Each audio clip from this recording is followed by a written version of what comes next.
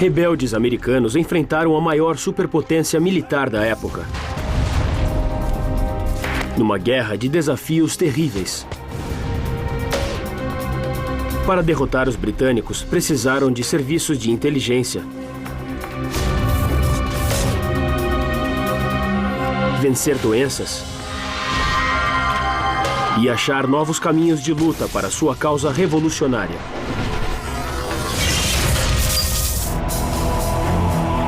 Revolução.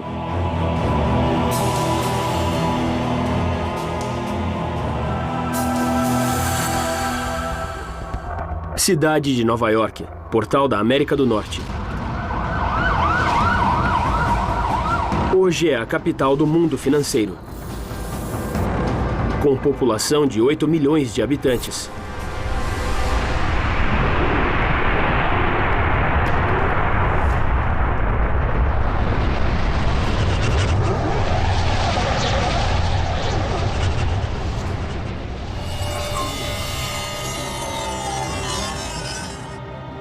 Em junho de 1776, eram apenas 20 mil.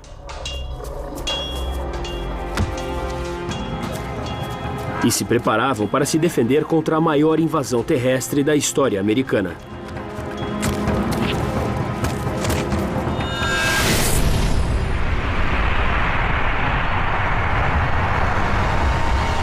Cinco quilômetros a norte de Wall Street, onde hoje fica o cruzamento da Rua 23 com a Avenida Lexington.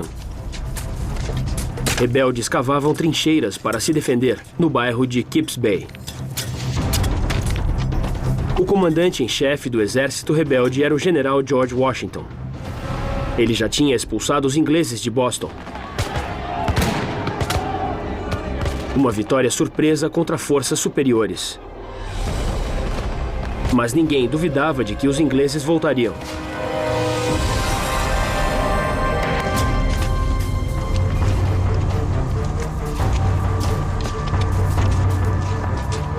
Rapidamente se aproxima a hora. Da honra e do sucesso desse exército depende a segurança de nosso país que sangra.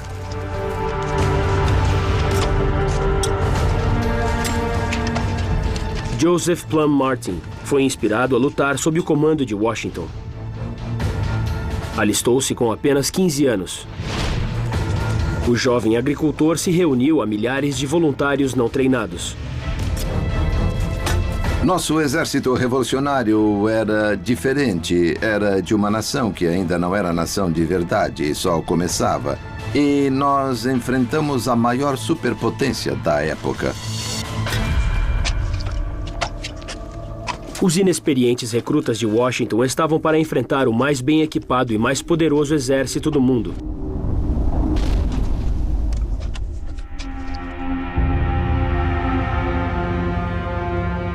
Em 29 de junho, 45 navios de guerra britânicos se agruparam ao largo da ilha de Manhattan.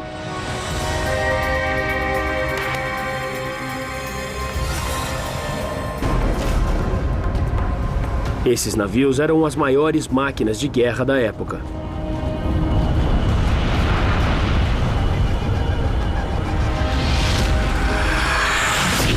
Construídos com mais de 2.000 árvores centenárias. Cada uma levava centenas de soldados e estava armado com até 64 canhões pesados. Agora! Capazes de arremessar uma bala de canhão em um alvo a 2 quilômetros de distância.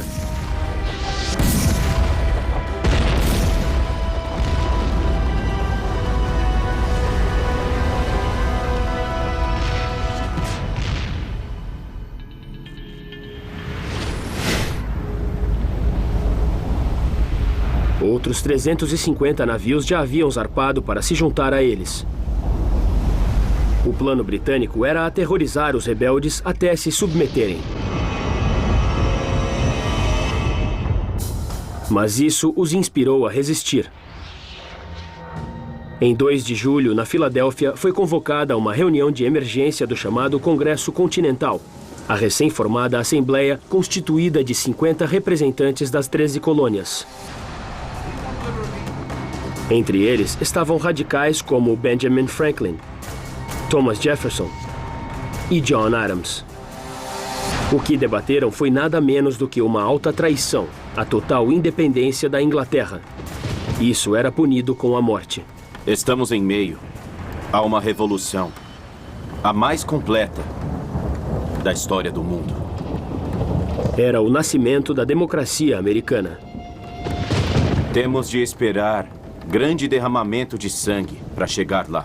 Havia representantes que achavam que os rebeldes não tinham chance. Estamos para desafiar a tormenta em um barquinho de papel.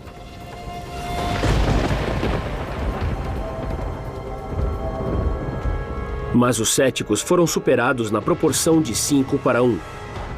E em 4 de julho de 1776, os representantes ratificaram um documento que mudaria o mundo: a Declaração da Independência Americana. Consideramos essas verdades como evidentes, que todos os homens foram criados iguais e foram dotados pelo Criador de certos direitos inalienáveis. Pense bem, estavam dizendo que nossos direitos não vêm de um rei ou de um governo. Nossos direitos vêm de Deus. E, além do mais, eles não podem ser tirados, são inalienáveis. Cada grupo, negros, mulheres, gays, todos entendem que a declaração diz que eles também são americanos. Então a declaração é o credo americano. Entre os quais a vida, a liberdade e a busca da felicidade. Você não fica indiferente quando lê essas palavras. E você sente a empolgação de ser parte de alguma coisa muito profunda. Podemos ser livres.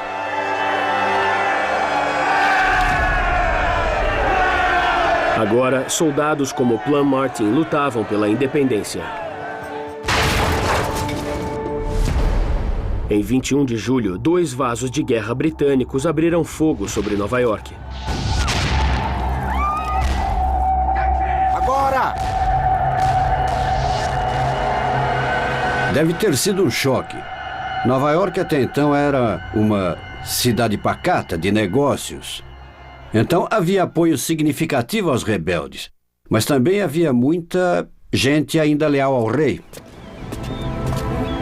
Um mês depois, Joseph Reed, secretário de George Washington, viu a frota inglesa se reunir ao largo de Nova York.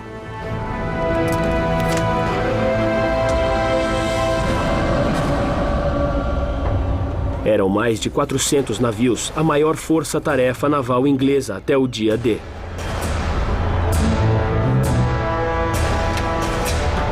32 mil soldados britânicos estavam para invadir a ilha de Manhattan. Era o dobro do número de rebeldes.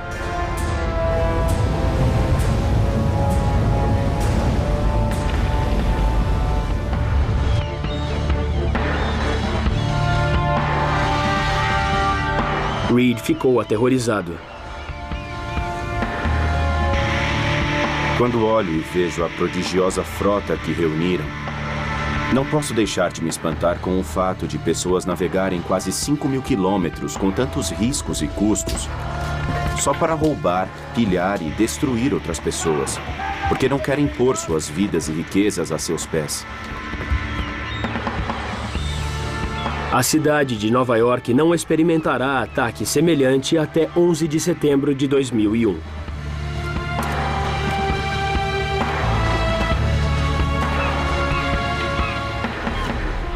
Mas os rebeldes acreditavam estar do lado certo.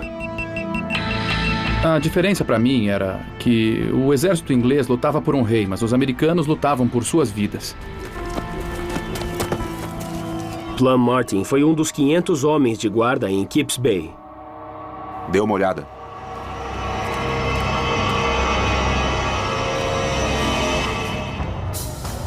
O que os olhos viram foram 4 navios ancorados. Estávamos ao alcance dos mosquetes deles. Phoenix. Eu lia claramente o nome do navio, apesar de estar abaixo da popa. Rolar canhões! Vamos com isso, vamos! Vamos!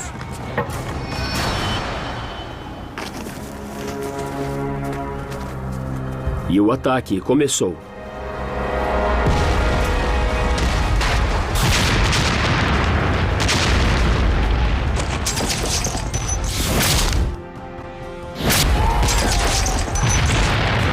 Em setembro de 1776, Nova York estava sob ataque. Leve isto! Já!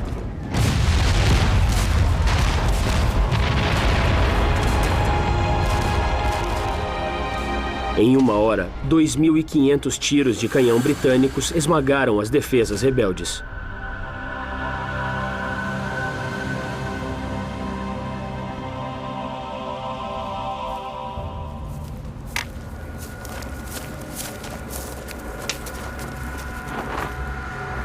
Quatro 1.000 soldados britânicos atacaram Manhattan. Um casaco vermelho britânico tinha, em média, 6 vezes mais experiência de combate do que um rebelde.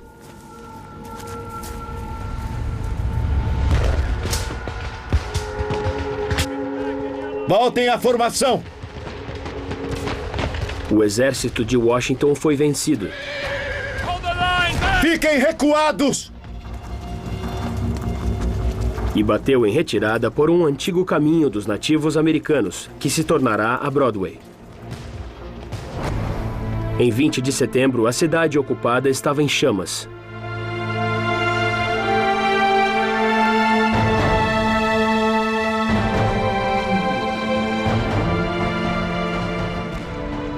Ninguém sabe quem começou o fogo, mas em 2 dias, 1/4 da cidade estava destruído.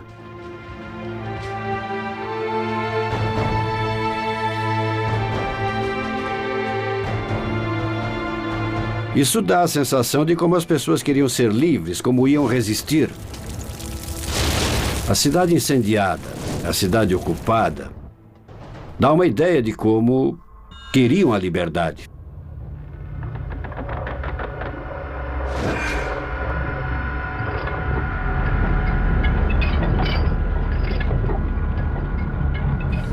Milhares de rebeldes prisioneiros de guerra foram atirados em navios-prisão no porto de Nova York.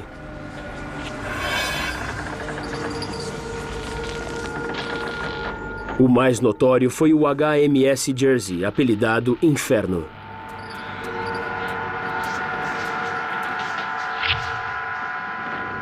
Um prisioneiro foragido, Robert Sheffield, registrou sua experiência.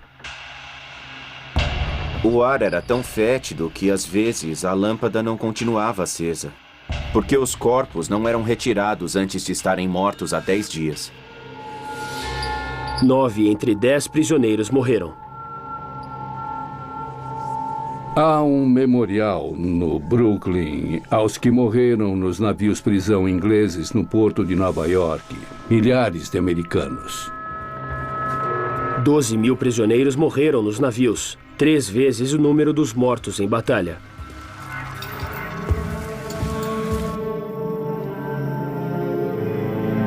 A perda de Nova York foi a primeira derrota de Washington como comandante em chefe.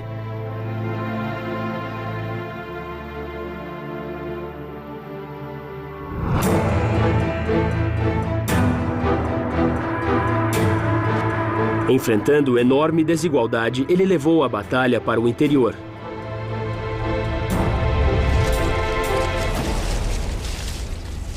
Com isso, ele iria revolucionar a guerra no século XVIII, com novas armas, novas regras de combate e um novo tipo de soldado.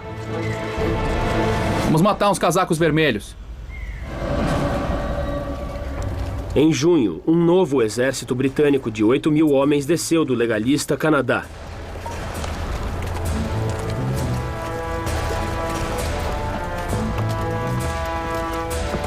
Liderado pelo general John Burgoyne, um dos melhores oficiais de cavalaria e militares britânicos.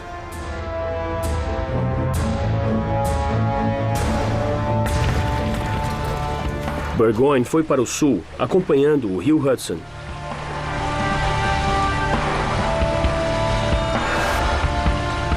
Seu exército era uma cidade móvel. Os soldados eram acompanhados por 2.000 mulheres, entre ajudantes e esposas.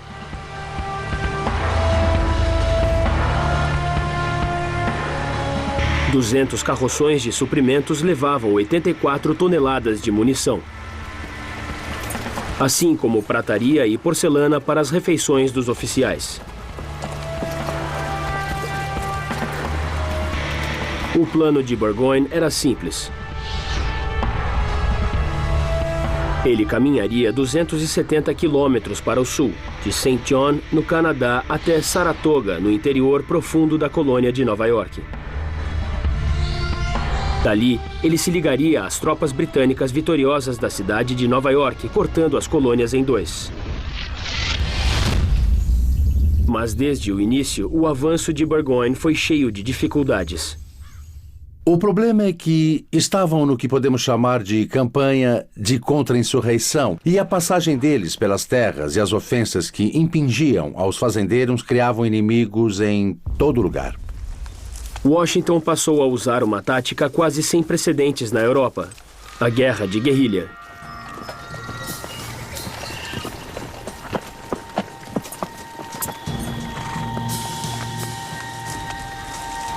E também homens com habilidades aprendidas nas fronteiras. Então esse exército se reuniu com milicianos, com lenhadores, com franco-atiradores. E não lutou pelas regras. Os soldados britânicos eram treinados em batalhas campais. Agora enfrentavam franco-atiradores rebeldes, ocultos na densa floresta. Seu líder era Daniel Morgan.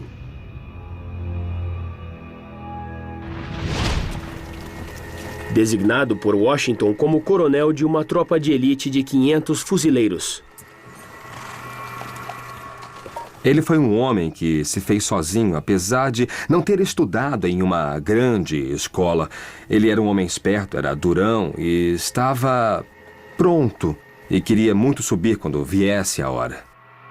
Era o homem perfeito para usar na hora certa. O caminho de Burgoyne o levou a densas florestas.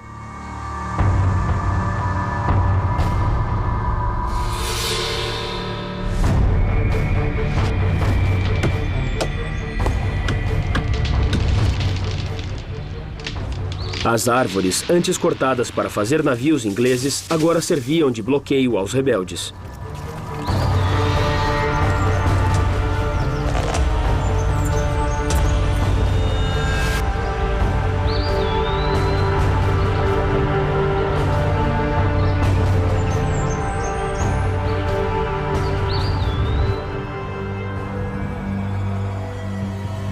Os britânicos se tornaram alvos fáceis e seu avanço foi reduzido a 1,5 km por dia.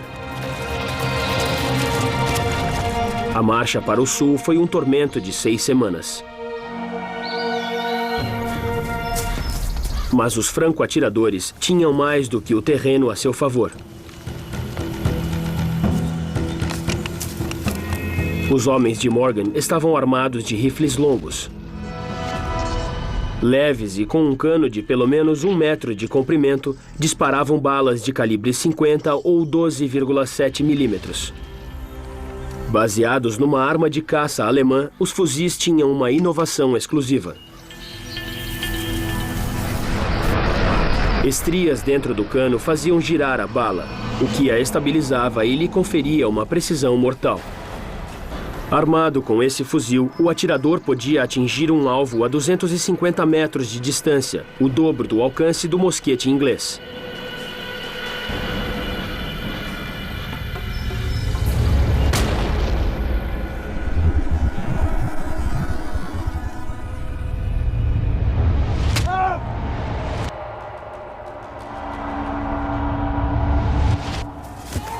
Primeiro, Morgan eliminou os batedores americanos nativos.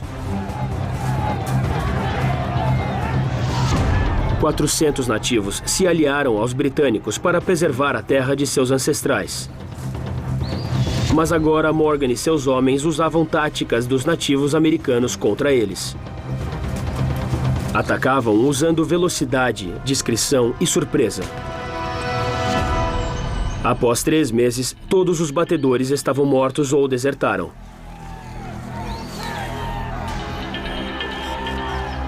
Levaram com eles seu conhecimento do terreno.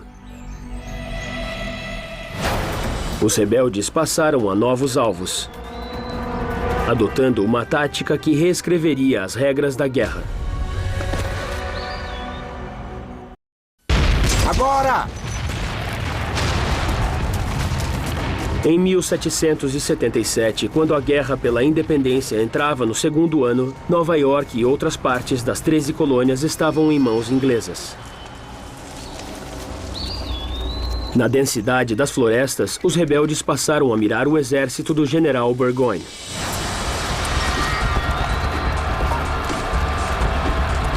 Seus homens estavam sob o fogo de franco-atiradores rebeldes, que usavam uma nova e controvertida tática.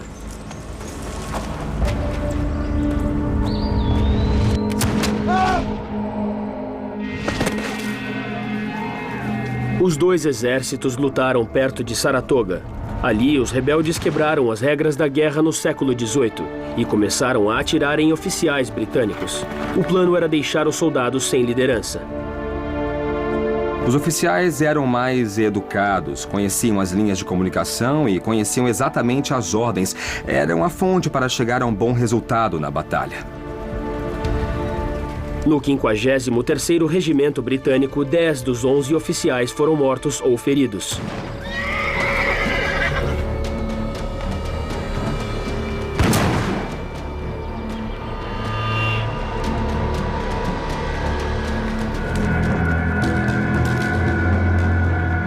Isso pôs os britânicos na defensiva.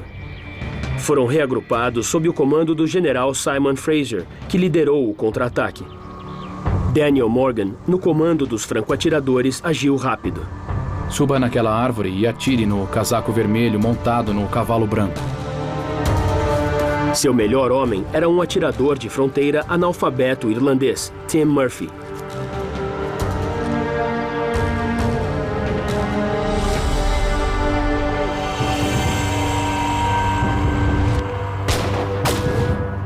Ele errou o primeiro tiro. Para a esquerda! O segundo passa de raspão no cavalo. Tá muito alto. Recarrega, vai! Vamos acertar!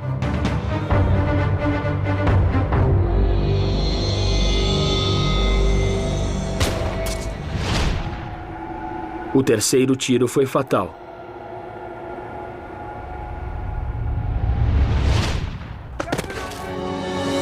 Pode-se dizer que quem quer que tenha atirado a bala que matou Simon Fraser fez tanto quanto qualquer pai da pátria para constituir a independência americana. Sem liderança, os britânicos perderam 1000 homens. O dobro das perdas rebeldes.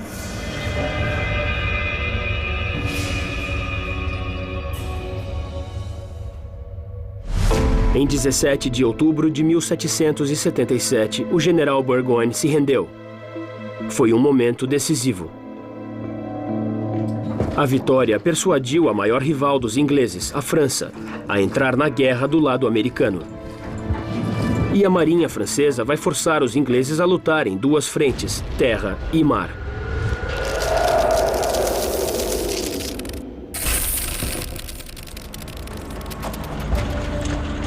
A aproximação do inverno faria o exército de Washington enfrentar seu maior desafio, em Valley Forge, na Pensilvânia.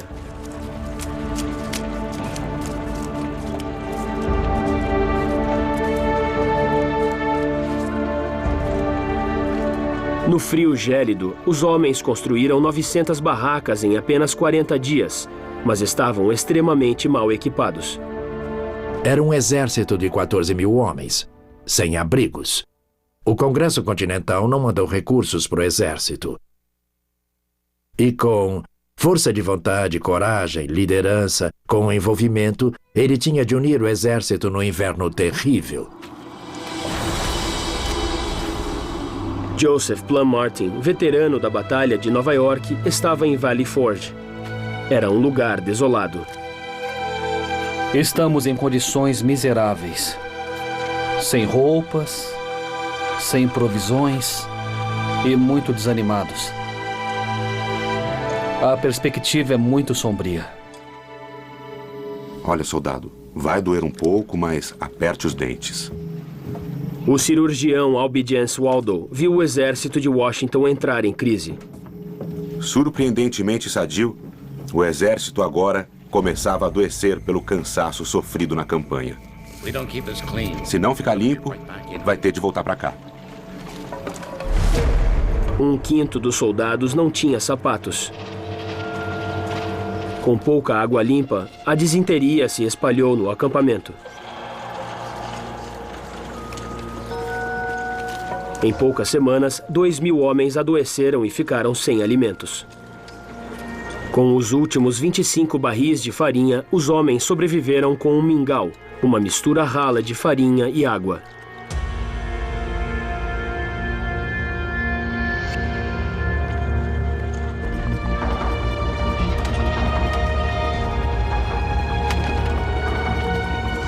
Quase 60% dos recrutas eram de condenados, escravos livres e imigrantes. Manter esse incontrolável exército unido acabou sendo o maior teste da liderança de Washington. O que ele tinha era a certeza de que, se queria liberdade, isso ia custar.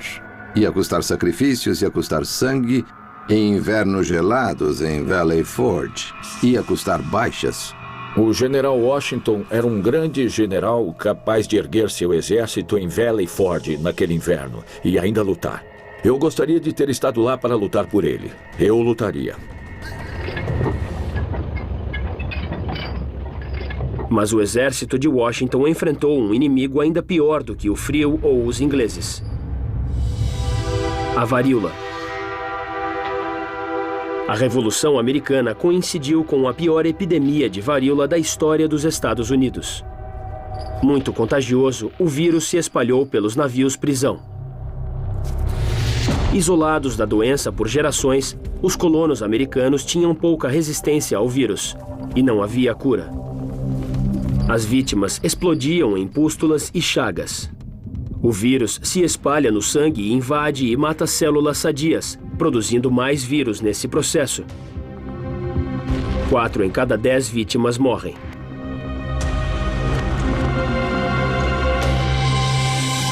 Quando a varíola chegou a Valley Forge, rapidamente se espalhou pelo amontoado de barracas. Tendo sobrevivido à varíola quando criança, Washington decidiu fazer uma aposta. Foi um dos mais ousados experimentos da história militar americana. Seus cirurgiões tinham ouvido falar de vacinação em escravos africanos. Colheram pus de uma vítima da varíola.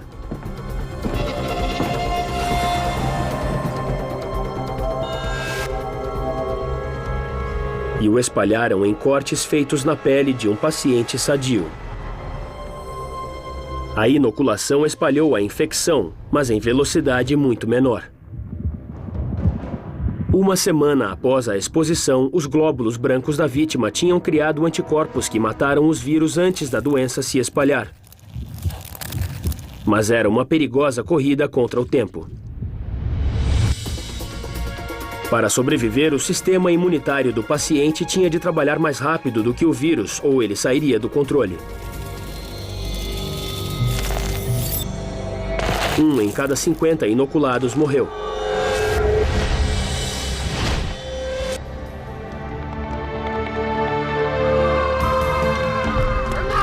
Para a maioria, a aposta de Washington compensou. Novos casos de varíola caíram de vários milhares para poucas dezenas. Vamos lá! Mas para vencer a guerra contra os britânicos, as inexperientes tropas de Washington deveriam se tornar verdadeiras máquinas de guerra. Essa tarefa exigiria um herói improvável.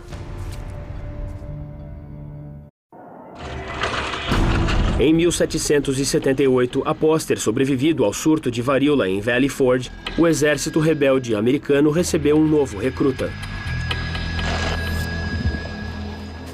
Washington esperava que ele mudasse o curso da guerra. O barão von Steuben era um ex-oficial do exército prussiano, um soldado de elite cuja carreira foi arruinada por sua homossexualidade.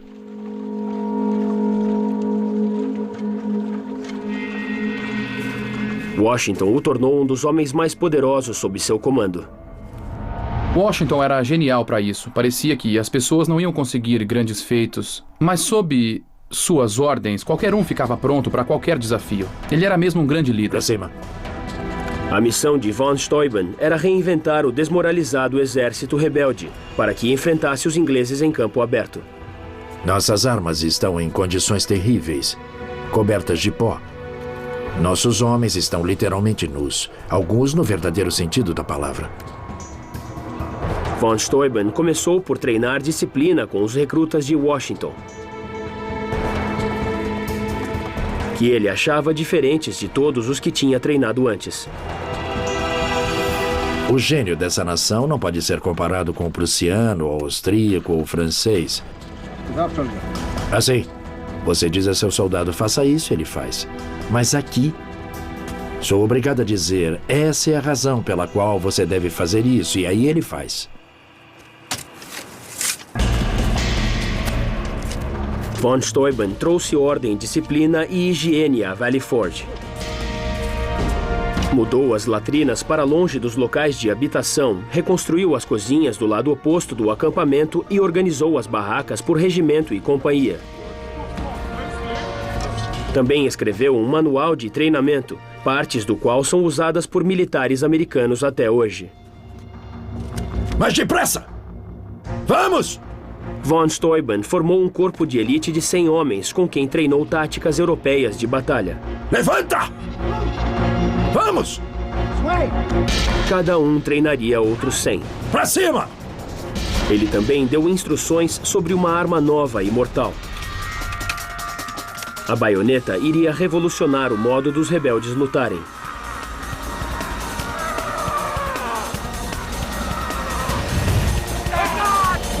Adicionar uma lâmina a um fuzil tornava possível o combate corpo a corpo sem ter de recarregar. Mas, talvez a coisa mais importante, von Steuben inspirou nos rebeldes um novo espírito. Bem, podemos falar de armas e de como armas mudam a cara da guerra. Isso é totalmente verdade. Mas a maior arma que você terá está bem aqui. Homens como Plum Martin saíram de Valley Forge matadores altamente habilitados. Enquanto eram retreinados, outra guerra secreta estava em curso na Nova York ocupada.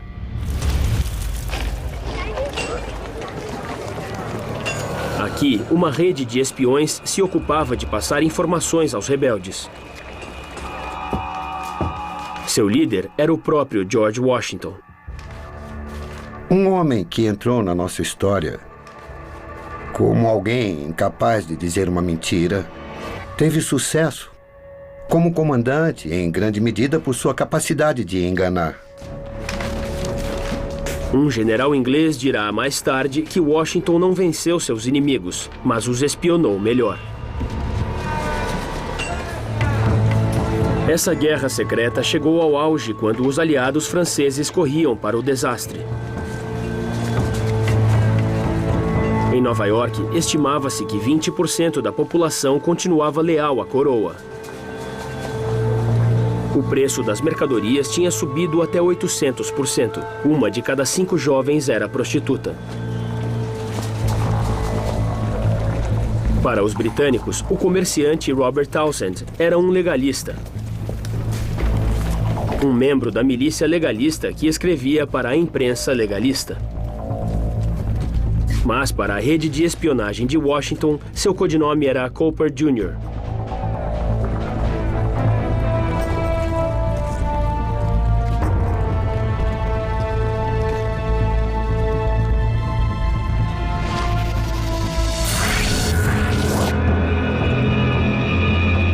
Em julho de 1781, Nova York fervilhava de boatos.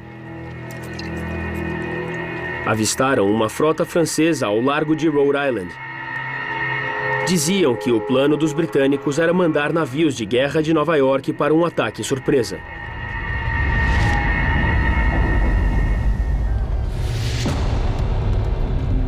Cooper Jr. devia informar Washington para ele tentar deter a frota britânica.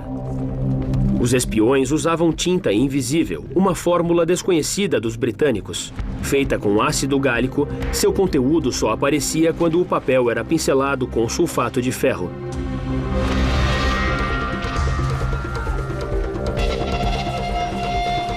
Levem o homem. Não!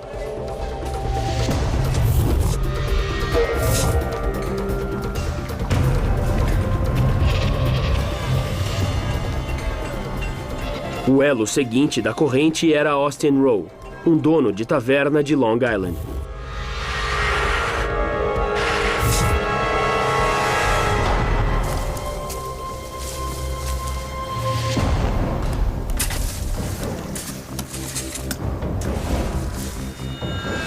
Seu contato, Abraham Woodall, apanhou a mensagem e a enterrou em um local combinado.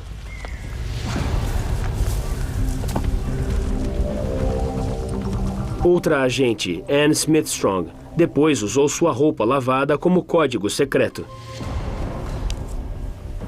que avisou um marinheiro, que pegou a mensagem e a levou a Washington.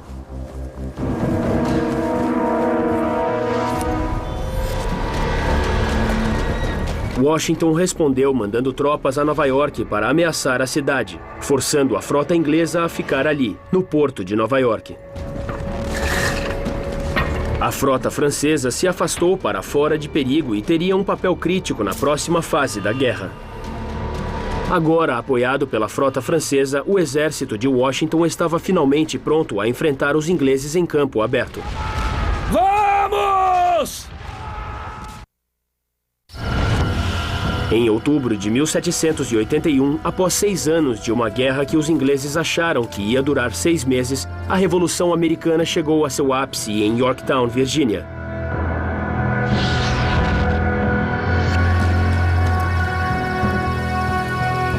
Em trincheiras, à volta da cidade fortificada, Plum Martin, agora sargento, esperava, com mais 8.000 soldados rebeldes, o sinal para atacar.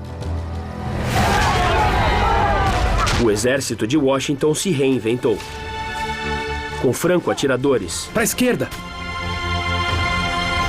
Com treinamento, disciplina e novas armas.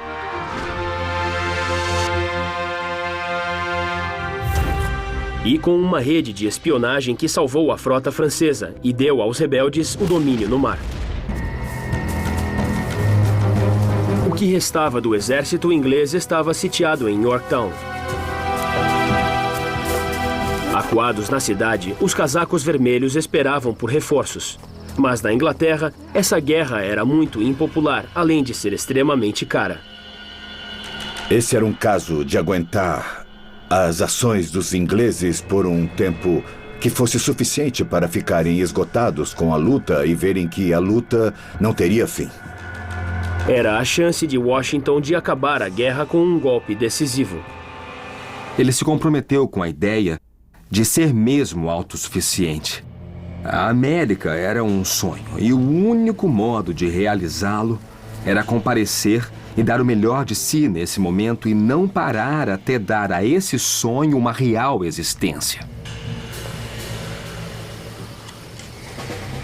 Plum Martin estará entre os primeiros da linha de frente. Vá com Deus.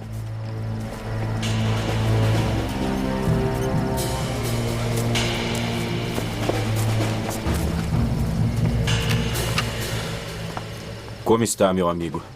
Bem, e você?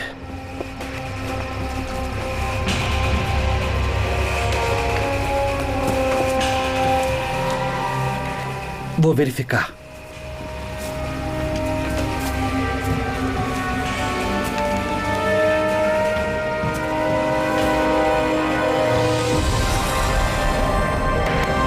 Atrás das defesas de Yorktown, 9.000 experientes soldados ingleses estavam esperando.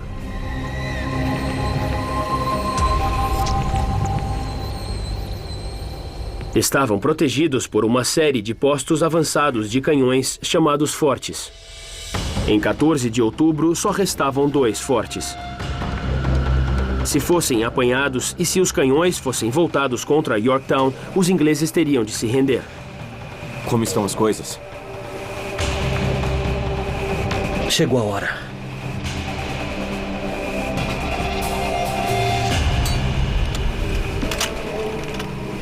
As baterias das nossas linhas estão silenciosas e esperamos ansiosamente pelo sinal.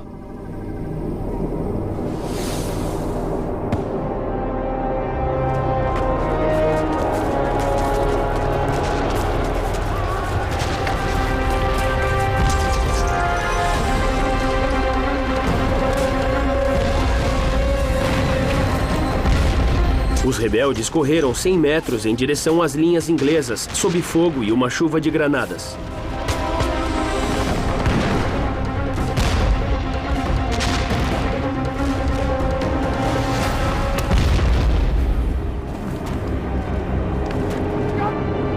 Vamos!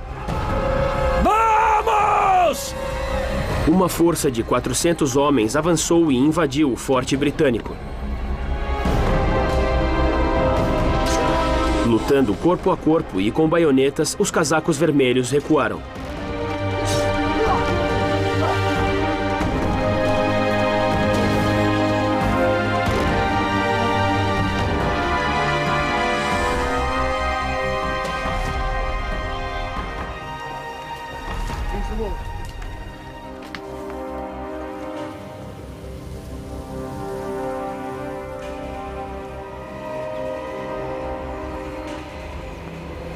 Imediatamente depois que o combate cessou, fui ver o que tinha acontecido com meu amigo ferido.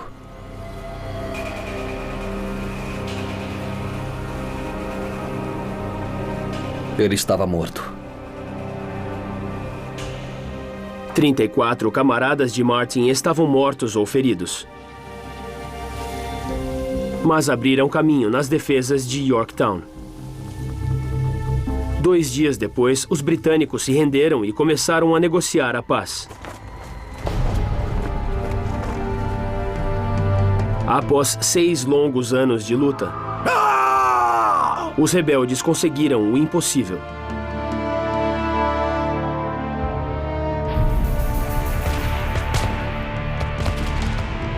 Os Estados Unidos foram o único país a ganhar sua independência dos britânicos com uma guerra. Em 30 de abril de 1789, Washington foi empossado como o primeiro presidente dos Estados Unidos da América, sob a nova Constituição. A liberdade cobrou seu preço. Mais de 25 mil homens perderam a vida na batalha pela independência. Mas uma nova nação nasceu. Consideramos estas verdades como evidentes, que todos os homens foram criados iguais e foram dotados pelo Criador de certos direitos inalienáveis, entre os quais a vida, a liberdade e a busca da felicidade.